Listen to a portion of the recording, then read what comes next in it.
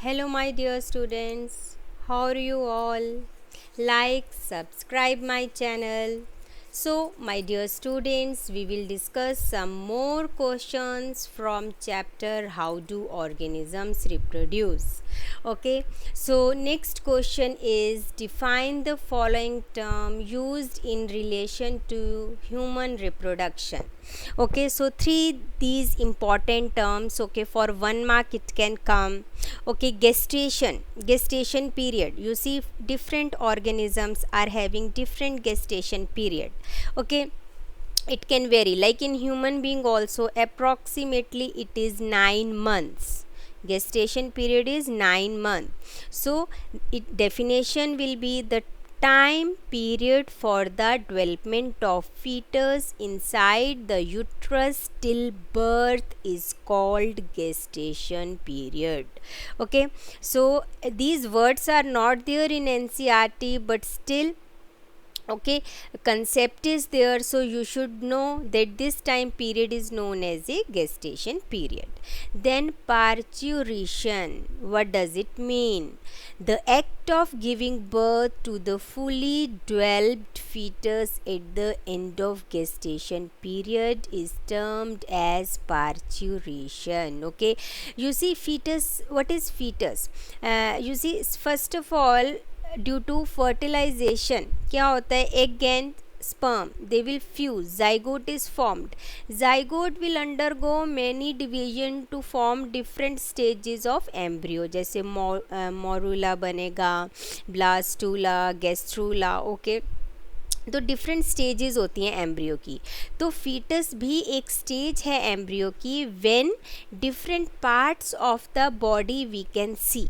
Okay, foetus एक ऐसी stage है जहाँ पे हमें डिफरेंट बॉडी पार्ट्स जो हैं इंडिविजुअल के वो दिखते हैं, बाकी में नहीं दिखते हैं. जैसे मोरूला क्या है, वो तो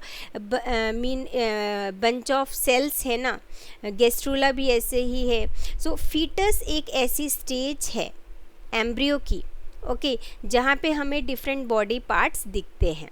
ठीक है, उसके बाद लास्ट डेफिनेशन है कंट्रासेप्टिव मेथड्स. क्या होते हैं ये कंट्रासेप्टिव मेथड? ऐसे मेथड जिससे हम प्रेगनेंसी को प्रिवेंट या कंट्रोल कर सकते हैं. Okay, so for 1 mark it can come. Fine. After then next question is related to, wait a minute, next question is related to DNA. See, DNA is very important term. Okay, what do you understand by DNA? See,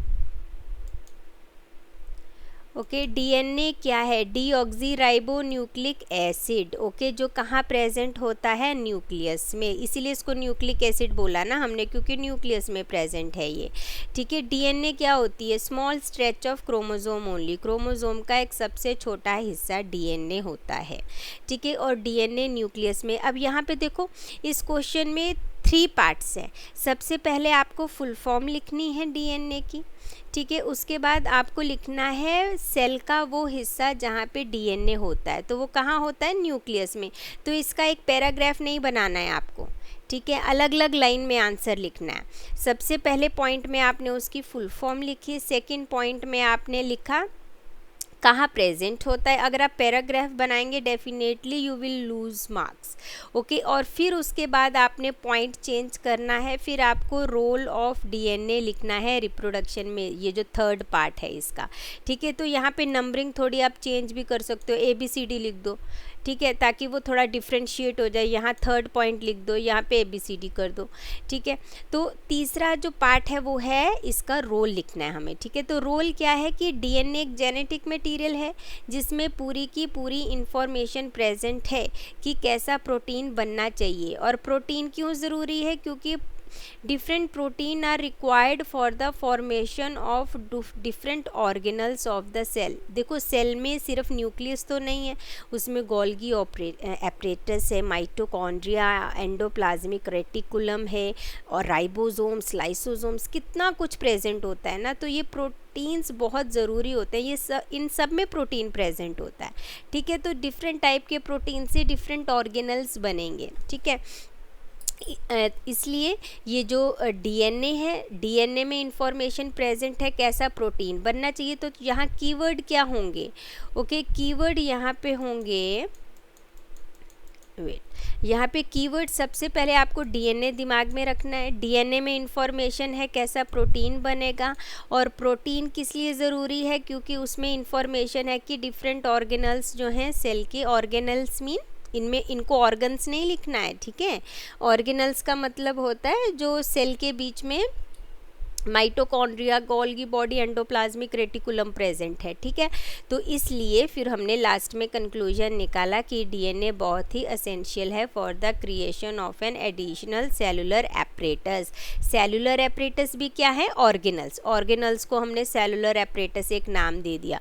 तो in term से डरना नहीं है कि ये क्या है, इसकी जगह आप ऑर्गेनल्स भी लिखेंगे तो चलेगा, ठीक है। And for the effective cell division to give rise to daughter cell, एक सेल से दो सेल बनने के लिए हमको जेनेटिक मटेरियल भी चाहिए और हमको ऑर्गेनल्स भी चाहिए, तभी तो नॉर्मल दो सेल बनेंगे ना। तो डीएनए बहुत ही इम्पॉर्टेंट होता है, ठीक है। तो इस तरीके से आप कीवर्ड को याद रखेंगे और कंप्लीट आंसर आप अपने आप बना सकते हैं, ठीक है। उसके बाद हम एक क्वेश्चन करेंगे related to female reproductive system, okay. ये ड्रॉ करने के लिए भी आ सकता है या पिक्चर, जैसे ये क्वेश्चन है इसमें पिक्चर है और इससे रिलेटेड क्वेश्चन है, तो ज़्यादा पॉसिबिलिटी इस टाइप के क्वेश्चंस की हैं, but still you have to practise diagram also, okay. जैसे ये डाटा बेस्ड क्वेश्चंस होते हैं, ठीक है। इसमें क्या है, ABCDE है, ठीक है। तो इसमें हमें पहले बताना है name the part ABCD, okay. देखो ए क्या है, ए है फेलोपियन ट्यूब या ओविडक्ट, ओके, कुछ भी लिख सकते हो, दोनों ठीक है। बी क्या है, ओवरीज, ठीक है। सी क्या है, यूट्रस, और डी क्या है, सर्विक्स, एंड ई है वजाइना, ओके। तो अलग अलग करके, जैसे यहाँ पे भी आप देखो 3 पार्ट है, पहले एक पार्ट का आंसर दोगे, और ए में भी 5 हिस्से हैं, तो पांचों का आपने अलग अलग से आंसर देना है। Then you are having B part, B part में भी देखो 3 पार्ट्स हैं, तो इन तीनों के अलग अलग आंसर आएंगे। Don't change the question number, okay, exactly वैसे ही लिखना है। बी का फर्स्ट का आंसर है ओवरी, की एग कहाँ बनता है, ओवरी के अंदर बहुत सारे फॉलिकल्स होते हैं, ठीक है, और उन फॉलिकल्स में एग बनता है, ओके। और फीमेल्स, ह्यूमन फीमेल्स में क्या होता है, normally only 1 egg is produced alternatively. एक बार राइट ओवरी से बनेगा सेकेंड मंथ, क्योंकि every month egg is produced, okay. एक बार राइट से बनेगा, एक बार लेफ्ट से बनेगा, लेकिन एक्सेप्शंस आर ऑलवेज देयर। अब ट्विंस कैसे बनते हैं, ट्विंस के केस में क्या होता है, दोनों ही ओवरीज जो हैं एग प्रोड्यूस करती हैं, ठीक है। तो 2 एग प्रोड्यूस हो गए, 2 डिफरेंट स्पर्म्स उनको फर्टिलाइज करेंगे, तो वो दे आर ऑल्सो ट्विंस। पर सेकेंड सिचुएशन क्या होती है कि एग तो एक ही प्रोड्यूस हुआ है और एक ही स्पर्म ने उसको फर्टिलाइज किया है, लेकिन जब जाइगोट बना तो वो जाइगोट जो है वो 2 हिस्सों में डिवाइड हो गया, ठीक है। तो भी ट्विंस बनते हैं, वो आइडेंटिकल ट्विंस होते हैं, वो एग्जैक्टली देखने में भी और उनका सेक्स भी सेम होता है, ठीक है, सेक्स डिफरेंट नहीं होता है। तो अब यहाँ पे production of egg ovary, fertilisation कहाँ हो रहा है, ओविडक्ट में। स्पेशली अगर रीजन पूछा जाए तो एम्पुला रीजन, ये एम्पुला रीजन है फेलोपियन ट्यूब का, ठीक है। अगर 10th लेवल में आप फेलोपियन ट्यूब भी लिख रहे हो तो वो भी आंसर बिल्कुल ठीक है। इम्प्लांटेशन ऑफ जाइगोट, एक्चुअली यहाँ पे इम्प्लांटेशन ऑफ एम्ब्रियो होना चाहिए था, जाइगोट का इम्प्लांटेशन नहीं होता है, एम्ब्रियो का इम्प्लांटेशन होता है, ठीक है। क्योंकि जाइगोट तो कहाँ पे है, फेलोपियन ट्यूब में, ठीक है। तो फेलोपियन ट्यूब में जाइगोट बना, उसके बाद उसमें डिवीजन्स हुई, बहुत सारी स्टेजेस आई, फिर एक ब्लास्टोसिस्ट, एक वो आता है स्टेज एम्ब्रियो का ही, जब उसकी इम्प्लांटेशन हो जाती है यूट्रस में, तो ये आएगा आंसर यूट्रस। इसमें थोड़ी सी हम करेक्शन करेंगे, जाइगोट की जगह हम लिखेंगे एम्ब्रियो, ओके। फिर उसके बाद नेक्स्ट क्वेश्चन है what happen to the lining of uterus. अब 2 सिचुएशंस हैं इसमें कि before release of fertilized egg, उस ये जो वॉल है यूट्रस की कैसी होगी, और अगर कोई फर्टिलाइजेशन नहीं होती है तब क्या होगा, ठीक है। तो इनर लाइनिंग ऑफ यूट्रस, देखो यूट्रस की भी अगर आप देखेंगे ना 3 लाइनें होती हैं। जो सबसे अंदर वाली लेयर है ना, इसको हम एंडोमेट्रियम कहते हैं, ठीक है। ये काफ़ी थिक हो जाती है for implantation of embryo. Okay, तो इसमें क्या है कि अगर फर्टिलाइजेशन होता है तो ये जो वॉल होगी ये थिक हो जाएगी for the implantation of embryo. अगर फर्टिलाइजेशन नहीं होता है तो इनर जो लाइनिंग है यूट्रस की is removed along with the blood and along with the unfertilized egg through the vagina, and this process is known as a menstruation. ठीक है, तो आप थोड़ा सा इसको इलेबोरेट भी कर सकते हो अपने वर्ड्स में। Fine, so this is about female reproductive system of human beings. उसके बाद आता है मेल रिप्रोडक्टिव सिस्टम। अब इसमें क्या है, डायग्राम ऑलरेडी क्वेश्चन में दिया है और उससे रिलेटेड कुछ क्वेश्चंस हैं, ठीक है। जैसे आप देखेंगे नंबर 1, ये क्या है, सेमिनल वेसिकल। ये क्या होते हैं, ग्लैंड्स होते हैं जो सिक्रीट करते हैं अपना सेक्रीशन। और फिर नंबर 2 में क्या है, वास डिफरेंस। देखो ये नंबर 5 क्या है, टेस्टिस। टेस्टिस में क्या बनेंगे, स्पर्म। फिर ये जो इसके ऊपर ये स्ट्रक्चर आपको दिख रही है, ये एपिडिडाइमिस है। यहाँ पे आके स्पर्म थोड़ी देर स्टोर रहते हैं और मैच्योरेशन होता है, मैच्योर होते हैं वो स्पर्म यहाँ पे एपिडिडाइमिस में। फिर वास डिफरेंस जो है वो स्पर्म को कैरी करके लेके जाता है यूरेथ्रा में। लेकिन देखो यहाँ पे तो सिर्फ स्पर्म थे, स्पर्म मोटाइल होते हैं, उनकी टेल होती है, दे कैन मूव। ओके, तो यहाँ तक तो वो आ गए। लेकिन जब यहाँ पे स्पर्म पहुँचते हैं तो स्पर्म के साथ साथ ये जो ग्लैंड्स हैं, जैसे सेमिनल वेसिकल है, ओके, और यहाँ पे ये लोग क्या करेंगे, अपनी सेक्रीशन प्रोड्यूस करेंगे। प्रोस्टेट ग्लैंड भी होता है, ठीक है। तो सेक्रीशन के साथ स्पर्म को, इस पूरी जो चीज़ है इसको हम कहते हैं सीमेन। ओके, तो लिक्विड भी आ गया। तो ये बहुत इम्पॉर्टेंट है, ये सेमिनल वेसिकल और प्रोस्टेट ग्लैंड की सेक्रीशन जो होती हैं बहुत इम्पॉर्टेंट होती हैं। अगर ये सेक्रीट नहीं करेंगे अपनी सेक्रीशन तो स्पर्म कैन डाई, ओके, क्योंकि उसको प्रॉपर न्यूट्रिएंट्स और प्रॉपर मीडियम नहीं मिलेगा फॉर मूवमेंट। ओके, तो ये पॉइंट वाइज नंबर 4 क्या है, यूरेथ्रा। ओके, ये जो यूरेथ्रा जो ट्यूब होती है in case of male, okay, it is common for urine as well as for release of semen. Okay, and number 5 testis है और नंबर 6 यहाँ पे यूरिनरी ब्लैडर है एक्सक्रीटरी सिस्टम का। ओके, फिर सेकेंड पार्ट देखो, what is the function of part 2 and 4। अब part 2 का फंक्शन क्या है, वास डिफरेंस का फंक्शन होता है to carry sperms up to the urethra, ठीक है। और अब नंबर 4 का क्या फंक्शन है, नंबर 4 है यूरेथ्रा, ठीक है। तो यहाँ पे नंबर 4 यूरेथ्रा को हम यूरिनोजेनिटल डक्ट भी कहते हैं। क्यों, क्योंकि ये कॉमन पैसेज है यूरिन और सीमेन का, ठीक है। जेनिटल वर्ड आया रिप्रोडक्टिव सिस्टम से और यूरिनो वर्ड आया यूरिन से, यूरिनरी सिस्टम से, ठीक है। तो इसमें डक्ट कॉमन होती है, कॉमन पैसेज है ये यूरिन और स्पर्मेटिक फ्लूइड जिसको हम कहते हैं सीमेन, ठीक है। तो सीमेन भी आप लिखोगे तो वो ठीक है, ठीक है। उसके बाद थर्ड पार्ट है कि to function performed by part 5। अब टेस्टिस के 2 फंक्शन लिखने हैं आपको। एक फंक्शन तो है कि टेस्टिस स्पर्म प्रोड्यूस करता है, दूसरा फंक्शन है कि वो एक हार्मोन प्रोड्यूस करता है, टेस्टोस्टेरोन, ठीक है। Fourth question, what is the function of part 1 and 3। Okay, part 1 तो है सेमिनल वेसिकल, 3 है प्रोस्टेट ग्लैंड। तो इनका फंक्शन क्या है, जैसे मैंने आपको बताया कि ये ग्लैंड है, ओके, ये लिक्विड प्रोड्यूस करेंगे, फाइन, और उसमें क्या प्रेजेंट होंगे, स्पर्म। तो इसको हम कहेंगे सीमेन। ये बहुत ही इम्पॉर्टेंट होता है for sperms, okay, for its survival. एक तो ये नरिशमेंट प्रोवाइड करता है, ठीक है, और और एक ये मीडियम प्रोवाइड करता है, लिक्विड मीडियम में स्पर्म इजीली ट्रैवल कर सकता है, ठीक है। और तीसरा एक और इम्पॉर्टेंट इसका फंक्शन होता है, क्योंकि देखो यूरिनेशन के वक्त क्या होगा, ये जो यूरेथ्रा होगा ना, इसका मीडियम हो जाएगा एसिडिक, क्योंकि यूरिन एसिडिक होता है, ठीक है। तो एसिडिक मीडियम में तो स्पर्म की डेथ हो जाएगी, ठीक है। इसीलिए ये जो फ्लूइड होता है ना सीमेन, ये अल्कलाइन होता है, तो ये क्या करेगा, उस एसिडिटी को न्यूट्रलाइज कर देगा and it will not lead to death of the sperm. तो ये भी एक इम्पॉर्टेंट कंसेप्ट है, ठीक है। तो फिफ्थ पार्ट का क्वेश्चन क्या है ये कि सिक्स्थ पार्ट जो है यूरिनरी ब्लैडर, उसका क्या फंक्शन है, तो वो स्टोर करता है यूरिन टेम्पररीली, ओके। तो ऐसे पॉइंट वाइज आपको आंसर लिखने हैं।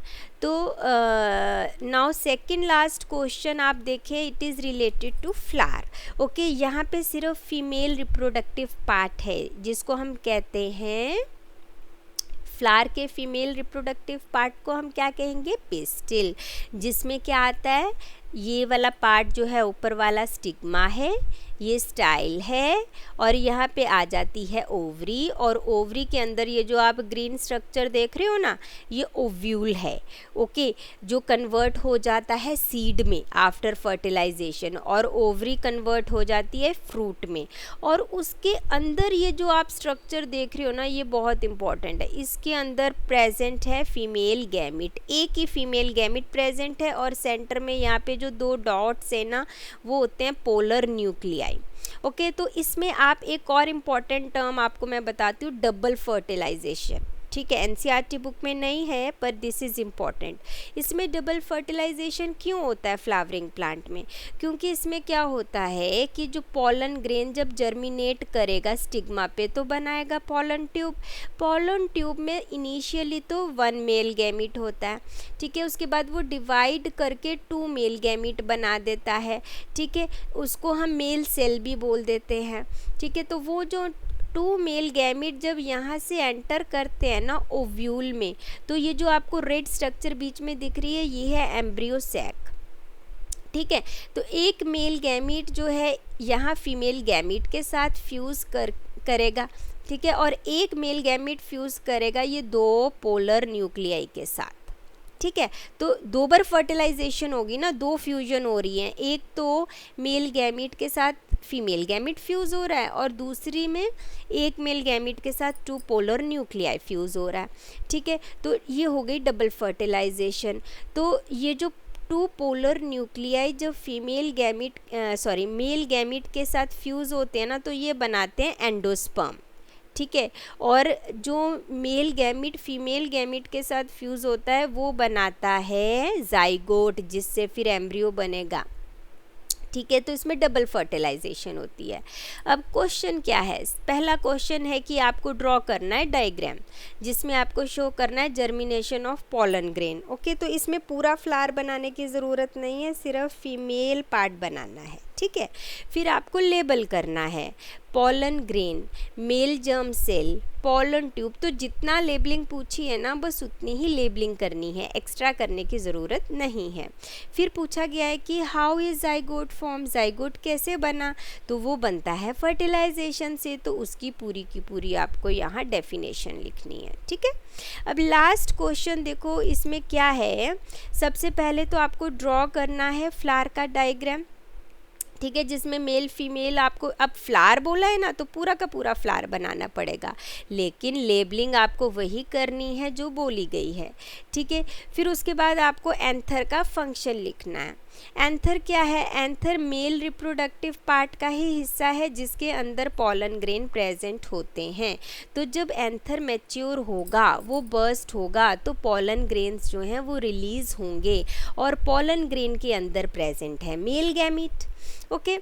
तो उसके बाद क्वेश्चन क्या पूछा है कि how does fusion of male and female gamete take place in plant, तो आपको डिटेल भी लिख सकते हो इसमें। तो हाउ डज फ्यूजन पूछा है ना, तो यहाँ पे इन्होंने लिखा है fusion of male and female gamete, okay, by a process called fertilization, okay. पर इसके साथ आपको थोड़ा सा एक्सप्लेन भी करना पड़ेगा, ठीक है, कि ये फ्यूजन कैसे होता है, ठीक है। सिर्फ इतना लिखने से नहीं होगा, इसमें आप थोड़ा सा एक्सप्लेन करिए, ठीक है। कि जो सबसे पहले आप बताइए कि जो जाइगोट है ना, जाइगोट बनेगा by union of male and female gamete. Okay, ये एक्सप्लेन करना पड़ेगा। जैसे मैंने ऊपर आप यहाँ पे एक्सप्लेन किया था ना, यहाँ पे उस तरीके से आपको यहाँ पे भी एक्सप्लेन करना पड़ेगा। थोड़ा सा यहाँ पे आप एक्सप्लेन करेंगे, थोड़ा यहाँ से स्टार्ट करिए कि पोलन ट्यूब बनेगी और किस तरीके से एक मेल गैमीट एक के साथ, तो थोड़ा सा डिटेल में एक्सप्लेन करना है, ठीक है। How does fusion of male and female gamete take place. Okay, तो आप स्टार्ट करिए by that germination of pollen grain से। ओके, और पूरा बताओ कि पॉलन ट्यूब बनेगी, फिर उसमें मेल गैमीट है। ओके, थोड़ा सा डिटेल एक्सप्लेन करेंगे। Fine, so all the best everyone.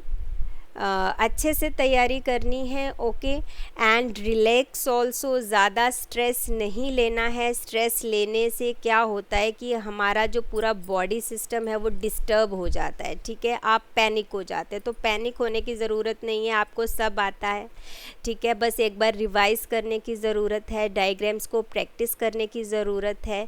Okay, so all the best for exam. God bless you all. Okay, bye everyone, take care.